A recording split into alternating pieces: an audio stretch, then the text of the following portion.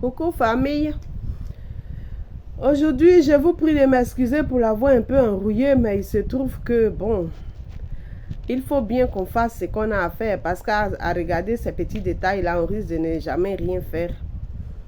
Effectivement, pour ceux qui nous voient pour la première fois, moi je suis Madame Eledj de l'ONG Foyer en Paix. J'anime l'école de mariage. Alors bienvenue à l'école de mariage de l'ONG Foyer en Paix.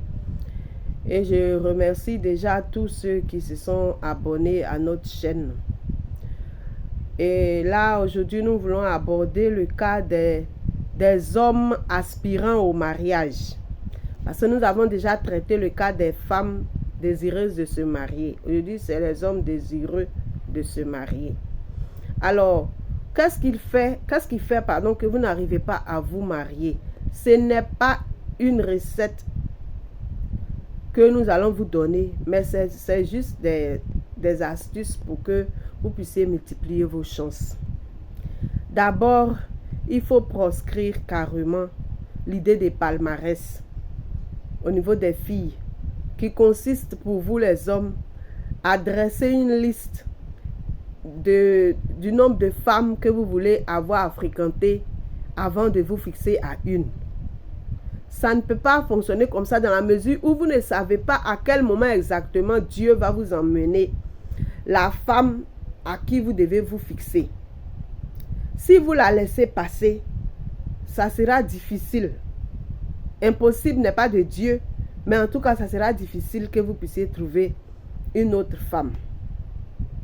Donc, évitez autant que faire se peut de dresser votre liste là. Regardez une qui vous convient un peu pour que vous puissiez vous fixer à elle. Ça, c'est d'un. De deux, il faut éviter aussi cette histoire qui consiste à bafouer les femmes. Il y a des hommes qui n'ont aucun respect de la femme. Bon, maintenant, quand vous n'avez aucun respect de la femme en général, comment voulez-vous trouver la femme qu'il vous faut? Parce que celle qu'il vous faut viendra certainement dans votre vie. Mais vous allez avoir tendance à la négliger. Tendance à la bafouer. Jusqu'à ce qu'elle s'en aille. Si c'est le cas, comment vous faites pour le reste du temps? Ça va devenir compliqué. Du coup, faites l'effort de respecter toutes les femmes. C'est tout ce qu'on vous demande. Faites l'effort de respecter la femme en général. Et puis, abolissez de vos pensées. Je ne sais pas s'il faut dire ce truc que vous avez l'habitude de dire là. Une de perdue, 10 de retrouvée. Ça, c'est une erreur colossale. Parce que vous pensez que les femmes courent les rues. Je ne sais pas où vous avez fait vos statistiques pour trouver qu'il y a énormément de femmes pour peu d'hommes. Ce n'est pas à tout moment de l'année que, je ne sais pas si ce n'est pas à tous les siècles que les femmes sont plus nombreuses que les garçons. Et puis même si c'est le cas, vous n'êtes destiné qu'à une femme, pas à toutes les femmes de la terre. Il n'y a que celle qui vous est destinée là, qui va rester dans votre foyer, qui va pouvoir tenir votre foyer. Les autres viendront, elles ne pourront pas. Je vais vous dire ici le cas de l'un de mes grands frères, que j'aime beaucoup, paix à son âme, François. Il avait une femme merveilleuse. Celle-là que j'ai toujours appréciée jusqu'à aujourd'hui. Dieu, je remercie le Seigneur pour sa vie, Tanti Émilie, que je salue au passage. La maman de mes neveux. Elle avait 4 garçons et une fille avec mon grand frère. Mais quand il est arrivé le moment où les deux allaient se séparer, il ne faisait que courir les jupons. Une fille par-ci, une fille par-là. Nous-mêmes qui n'étions même pas ses femmes, mais qui n'étions que ses parents, on était fatigués de voir toutes sortes de filles défiler dans la maison. Et malgré ça, la bonne dame est restée à cause de ses enfants. Hein. Mais c'est lui-même qui a fini par la foutre dehors. Parce que bon, comme toutes les femmes lui couraient après, parce que en tout cas, sincèrement, devant Dieu, pour être beau, il était beau. Il était beau. Nous-mêmes qui étions ses soeurs, on savait que notre grand frère était joli. Beau garçon en tout cas. Mais ça lui est monté à la tête. Il a tellement fatigué la bonne dame qu'il a fini par mettre dehors. Du coup, il s'est retrouvé seul. Parce que celle qui voulait occuper le foyer, qui dénigrait sa femme, bon, je ne sais pas. J'avoue que, à ma connaissance, aucune n'est venue à la maison se disputer à elle, mais le fait d'accepter de venir à la maison, sachant qu'il y a une autre femme à la maison, c'est pas ce qu'on leur dit, et puis elles viennent là. Hein? Mais bon, finalement, lui, il est mort, mais la dame est restée. Mais quand il mourait, il n'y avait personne pour faire son veuvage. Sa femme était déjà partie un bon moment. La femme avec qui il est resté pendant combien d'années? Parce qu'on ne fait pas 5 enfants avec une femme en une seule année. Même si on peut faire, je ne sais pas, comment on appelle ça, quintuplé ou bien quoi. Mais quand même, une grossesse, c'est 9 mois. Les enfants n'étaient pas chose qu'on appelle, n'étaient pas escaliers. Il y avait au moins 2 ans, 1 an qui les séparait quand même. Et voilà, il s'est retrouvé seul, sans personne pour faire son veuvage. Ça veut dire qu'à sa mort, il a été enterré en tant que célibataire, quoi. Pourtant, il a vécu avec une femme pendant plus d'1 dizaine d'années. C'est le même cas avec le mari de l'une de mes grandes sœurs. Lui aussi, beau monsieur. Mais les hommes, quand ils sont beaux, surtout, ils se disent que quoi? Toi, si je te laisse tomber, il y a beaucoup de femmes. Effectivement, il y a beaucoup de femmes qui leur courent après. Donc, ils se disent que c'est la fin du monde. Mais il y a beaucoup de femmes qui te courent après, là. Qu'est-ce qui te dit qu'elles peuvent tenir ton foyer? C'est ça le problème. Parce que comme je le dis toujours, les femmes pour se satisfaire au passage, il y en a plein. Il y en a plein. Comme les hommes aussi pour se satisfaire au passage, il y en a énormément. Les femmes qui dressent rideau pour faire la prostitution, là, elles gagnent clients. Les lanceuses de foulard, elles gagnent les gens. Elles gagnent leurs clients. Elles ne sont pas bredouilles. Donc, ça veut dire qu'il y a des hommes pour s'amuser. Si c'est une femme pour un week-end, pour une sortie, pour aller s'amuser, ou bien même pour le foyer, une femme pour 1 mois, 2 ans, dans le foyer, 6 mois, tu peux en trouver.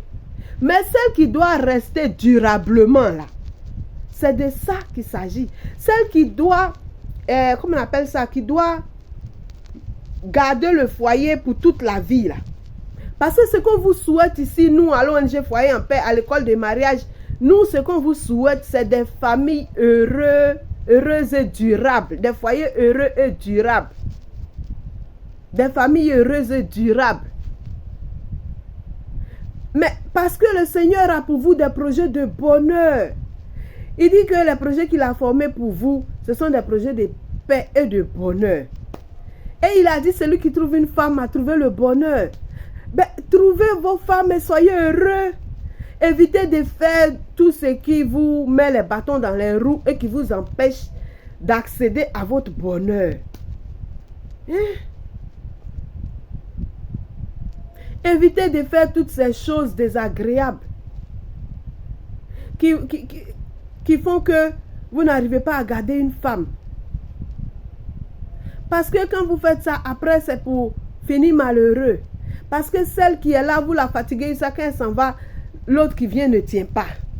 Celle qui vous est destinée là, c'est elle qui peut vous supporter malgré tout. Comme une fois je disais à mon époux, je lui disais, mais il y a quelque chose que je ne comprends pas. Hein. Moi, depuis que je suis sortie jeune fille là, Il y a des choses que je ne supporte pas chez un homme. Pourtant, chez toi, je supporte. Comment tu fais? Tu m'as envoûté ou bien? Il dit, mais elle t'a envoûté pourquoi? C'est parce que tu es la femme de ma vie. C'est tout. Il n'a pas besoin de t'envoûter. Et c'était pas... Deux fois, ici, la fille, il dit, attends, j'ai fait comment pour accepter un certain nombre de choses qui étaient mon totem absolu dans ma jeunesse même. Mais bon, parce que je lui suis destinée. Donc le Seigneur me donne la capacité de supporter ce que je peux supporter, d'accepter ce que je peux accepter pour pouvoir rester. Mais celle qui ne lui est pas destinée, là, ne va pas pouvoir s'en sortir avec un certain nombre de choses. C'est ce que vous devez savoir. Les femmes courent partout. Mais les bonnes femmes, vertueuses, valeureuses, dignes, capables de maintenir un foyer de son début à sa fin. Restez dans votre foyer, restez avec vous jusqu'à ce que la mort vous sépare. Là. Elles ne courent pas les rues. Elles sont rares. Elles sont rares. Or, tout ce qui est rare est cher. Même si, philosophiquement parlant, on peut démontrer le contraire, mais d'une manière générale, tout ce qui est rare est cher. Donc, les femmes vertueuses sont rares. Donc, vous aussi qui suivez nos vidéos, que nous considérons comme des hommes vertueux, recherchez les femmes vertueuses, vous allez en trouver et sachez reconnaître en elles les femmes vertueuses qu'elles sont pour que vous puissiez les garder. Nous allons nous arrêter là. Pour le reste, ce chapitre-là aussi fait partie de... Enfin, cette partie-là aussi fait partie du dernier chapitre de notre livre Opinion sur le mariage. Et dans le livre, vous allez trouver un peu plus de détails que ça. D'ici là, je prie que le Seigneur vous donne la pleine conscience de ce que vous êtes appelé au bonheur et que lui-même, par sa grâce, il vous donne d'expérimenter ce bonheur-là. Parce que vous êtes appelé à ça, vous êtes destiné à ça. Qu'il vous donne de l'expérimenter. Et que lui-même, il facilite votre rencontre avec votre âme sœur. Et qu'il vous donne la force de la garder, de pouvoir la garder. Les histoires d'être un peu trop rigide dans les critiques, mettre la loupe sur les défauts, tout ça, il faut éviter ça. Le mariage est scellé entre deux pécheurs, un pécheur et une pécheresse. Tout être humain est pécheur. N'espérez pas avoir une femme parfaite. Ça va vous retarder. Prenez une femme, étudiez-vous.